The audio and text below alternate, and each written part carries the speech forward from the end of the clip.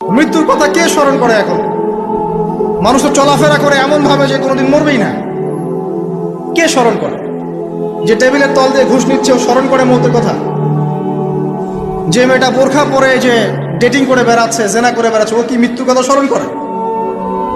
যে ছেলেটা এখনকার যুব সমাজের বেশিরভাগই মাদকের সাথে সম্পৃক্ত, গার্লফ্রেন্ড বয়ফ্রেন্ড অ্যাফেয়ার্সে আছে, হ্যাঁ, টিকটক প্রজন্ম, আড্ডাবাজি করে সময় কাটায়, গুন্ডামি করে, মাস্তানি করে, এর মৌতের কোনো ফিকির আছে? শুআবুল ঈমান লিল বাইহাকি হাদিসের আল্লাহ রাসূল সাল্লাল্লাহু আলাইহি ওয়াসাল্লাম বলেন, কোনো মুসলমান জুমার দিন যদি 100 বার দরুদ শরীফ পড়ে, কতবার?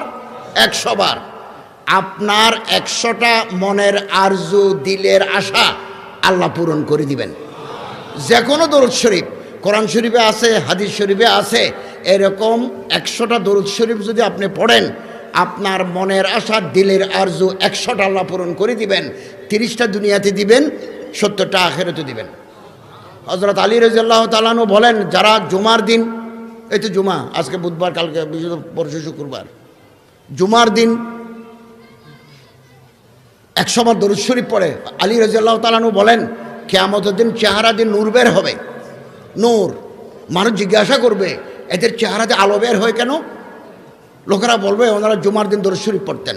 শেখুল হাদিস আল্লামা জাকারিয়া রাহমাতুল্লাহ আলাইহি, যিনি তাবলীগে নিসাব লিখছেন, যিনি ফাজাইলে আমাল লিখছেন, যিনি আউজুজুল মাসালিক ফি শরহে মুওয়াত্তা মালিক লিখছেন, উনি লিখেছেন, জুমার দিন যদি কেউ আসরের নামাজ আদায় করি, সালাম ফিরাবার পর জায়গা থেকে নড়াচড়া করার আগে 100 বার দরুদ শরীফ পড়ে, বিগত দিনের ছোটোখাটো গুনাহ আল্লাহ মাফ করে দিবেন। আগামী 1 বছরের নওয়াফেল মন্দুবাতের সওয়াব আমলনামায় যুক্ত করে দিবেন। শেখুল হাদিস আল্লামা জাকারিয়া রাহমাতুল্লাহ আলাইহি